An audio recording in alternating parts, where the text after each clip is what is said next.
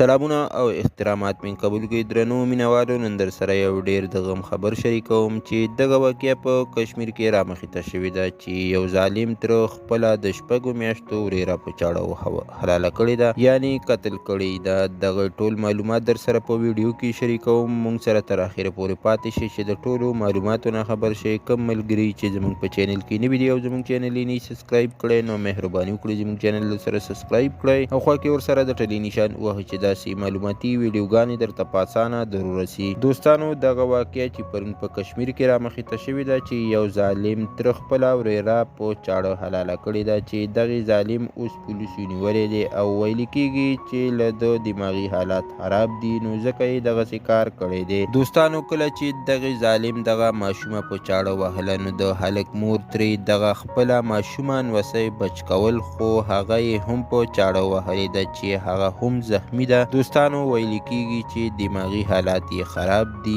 دغې هلک ځان ولې نه وهو چې د دا ماشومه وهله؟ دا هم یو سوال کیدی شي خو دا کار د عدالت دی چې د له سخته سزا ورکړي. ملګرو دغه ظالم د پولیس په حراست کې دی نو لا تر اوسه مزید څه وجه نه ده معلومه شوې چې هلک په رښتیا دماغو کې فرق دی او که نه. نو که عدالت ورته سزا ورنه کړي او بری شي نو سبا به دغه هلک نه یو لوی بدماش جوړ شي او ورسره به د پردو عزتونو لوټ کول هم شروع کړي. نو حکومت له هم په کار دی چې داسې هلک پانسي کړي چې دغه ګندګي ختمه شي. دوستانو که ویډیو مو خوښه شوي وي لایک شیر کړئ، چینل در سره ضرور سبسکرایب کړئ. مننه کوم چې ویډیو م را سره تر اخرې پورې وکتله او د بلې ویډیو پورې د لوی الله په امان.